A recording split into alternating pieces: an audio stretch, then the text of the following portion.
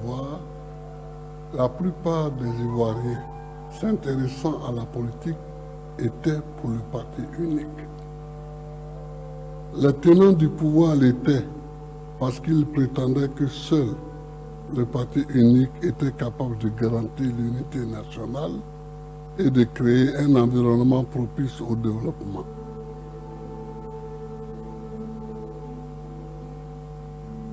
Nous savons ce qu'il en est devenu.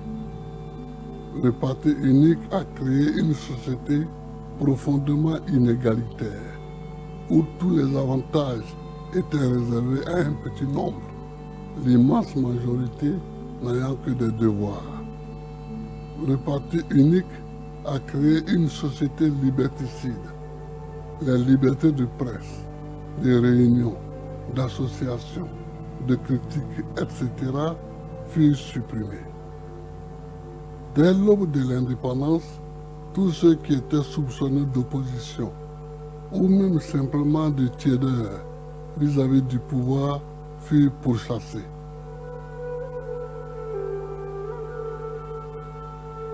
Or, en dehors du PDCI, les opposants eux-mêmes croyaient au parti unique. Bien sûr, ils parlaient d'un parti unique d'un autre type, un parti unique d'avant-garde, constitué des éléments les plus conscients du peuple travailleur et tourné résolument vers la solution à apporter aux problèmes de l'immense majorité de la population. Oui, nous étions tous pour le parti unique, même si le parti que nous rêvions de construire était dans ses objectifs opposé radicalement au PDC. Mais l'histoire est impardonnable. Tout en luttant, il fallait ouvrir l'œil et regarder le monde. Il fallait étudier les évolutions des différents pays ayant opté pour le parti unique. Le Ghana, la Guinée, le Mali, l'Algérie, la Chine, l'Albanie, le Vietnam, Cuba, l'Union soviétique, etc. Voilà autant de pays qui nous servaient de référence, mais qui en même temps échouaient visiblement dans la promotion des libertés individuelles et collectives. Ce que ces pays avaient en commun avec la Côte d'Ivoire, ce n'était pas l'idéologie, loin s'en faut, c'était le parti unique, tout simplement.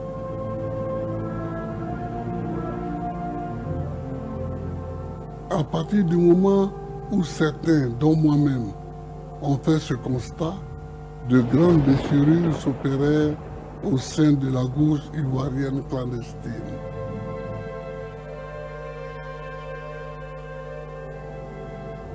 Certains de nos camarades estimaient que ce qui était en cause, c'était d'abord et avant tout l'orientation idéologique du parti unique. D'autres, et je suis de ceux-là, pensèrent que le principal problème était la notion même de parti unique. Je pensais, et je continue de le penser, que tout parti unique sécrète les mêmes comportements, quelle que soit l'idéologie véhiculée par ce parti. Mon point de vue est qu'à l'est ou à l'ouest, au nord comme au sud, le parti unique est liberticide. Il est dangereux pour les peuples et pour les nations. Aussi, à partir de 1980, un certain nombre d'amis et moi-même avons opté résolument pour une lutte se donnant 4 objectifs. La conquête du multipartisme, la conquête de la démocratie, la conquête du pouvoir d'État, la capacité à gérer les affaires du pays. Il fallait donc réorienter toute la lutte politique clandestine, notre première préoccupation devenant la conquête du multipartisme. Nous devons être la poche de la rectitude, la poche de la droiture, et nous devons faire barrage à tous les incompétents qui dansent au devant de la scène. C'est dans ce cadre que des contacts furent pris et que fut mis en place en 1982 le premier noyau de ce qui deviendra un an plus tard le Front populaire ivoirien. C'est aussi dans le cadre de cette lutte que, une fois arrivé en exil en France, j'ai pris la parole ici et là en vue d'expliquer qu'en Côte d'Ivoire et en Afrique, le combat prioritaire à mener était celui de la conquête du multipartisme. Le combat est-il achevé? Bien sûr que non. Si nous avions conquis le multipartisme en 1990, la démocratie et le pouvoir d'État en 2000, nous n'avons cessé d'être combattus.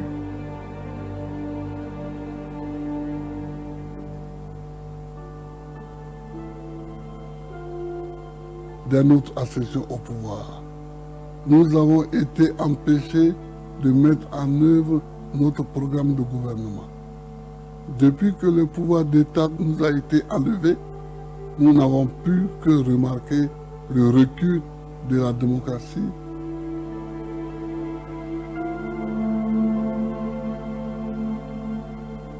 et les tentatives à peine voilées de restaurer le parti unique. Nous avons donc encore du chemin à parcourir. Mais nous sommes tout de même fiers de tout ce que nous avons accompli.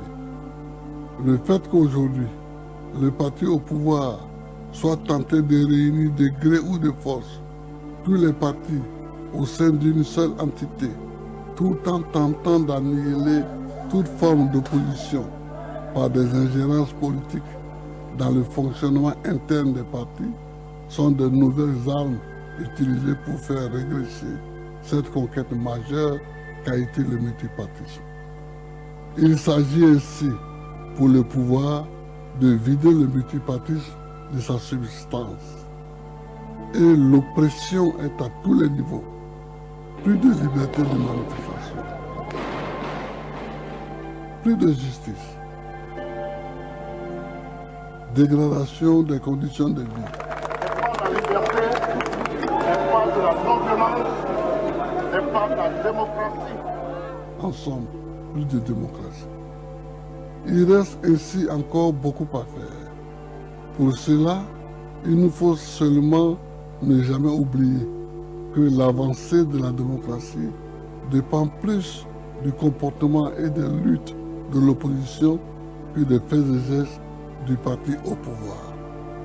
Il reste encore beaucoup à faire, mais nous sommes l'âme de ce qui s'appelait hier le Front populaire ivoirien et qui constituera demain cette nouvelle force politique. Cela est nécessaire. Cela est nécessaire car nous devons agir pour nos libertés. Nous devons défendre nos libertés. Ne pas le faire reviendrait à renier notre passé et à trahir notre jeunesse. Pour ce faire, nous devons associer la jeunesse et savoir lui passer le flambeau. Et cela passe nécessairement par la renaissance de notre mouvement. Pour faire face à ces nouveaux défis, nous renaissons donc, nous revivons. Nous sommes le mouvement de tous les combats à mener. Nous sommes le mouvement au service de l'Afrique. Nous sommes le mouvement de l'espoir. Nous sommes le mouvement du renouveau. La liberté vaincra. En avant.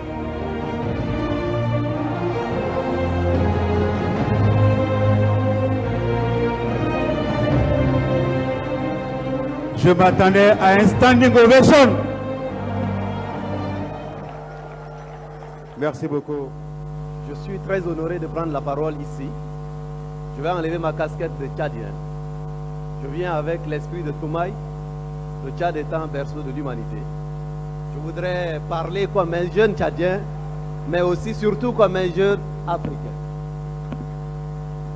Je suis très honoré de prendre la parole ici. Je me posais une question. Qu'est-ce que j'aurais fait à votre place si après 10 ans de prison, on me remettait en liberté? Je me demande bien ce que j'aurais pu faire.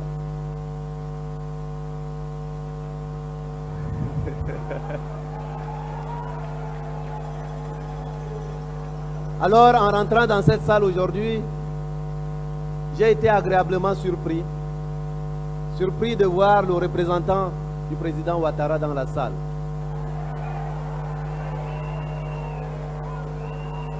Monsieur Adama Bictogo, surpris agréablement de voir le représentant du président Bédié dans la salle. Et alors, je me souviens qu'il y a quelques jours encore, quelques semaines, vous-même vous avez rencontré votre frère, le président Ouattara. C'était, si ma mémoire est bonne, un 27 juillet de cette même année. Je me suis dit donc, en voyant ici un nouveau départ pour la Côte d'Ivoire, mais aussi un nouveau départ pour l'Afrique, je me suis dit qu'il y a sans doute des hommes d'État dans ce pays, la Côte d'Ivoire, capables de tirer les leçons de leurs erreurs. Car en réalité, il y a un adage qui dit, au final, quel est l'homme qui n'a pas péché? Que celui qui n'a point péché me jette ici la première pierre.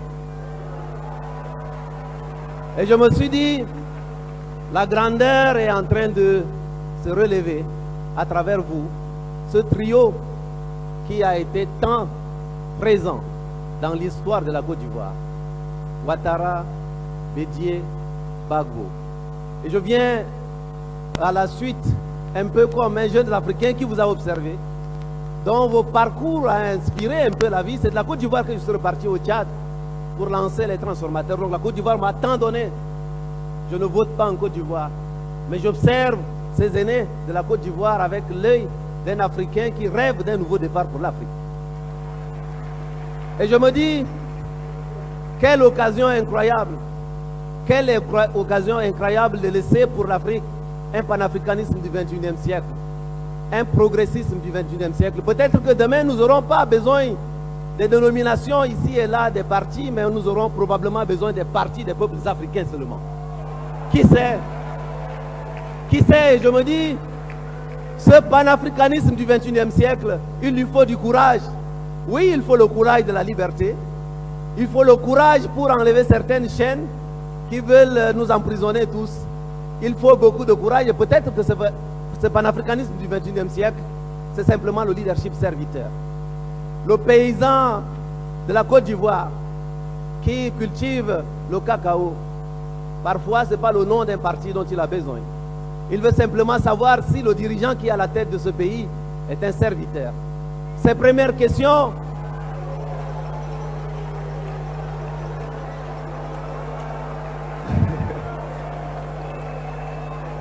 et ces premières questions, merci, merci. Alors, cher président Gbagbo, mais à travers vous, je voudrais m'adresser aussi aux deux autres présidents encore vivants dans cette nation de Côte d'Ivoire. L'Afrique vous observe. Je viens au nom de cette Afrique jeune, très jeune, très très jeune. L'âge moyen des Africains est autour de 25 ans. L'âge moyen des dirigeants africains est autour de 67 ans. Il y a donc là une espérance dans une sorte un peu de dialogue intergénérationnel.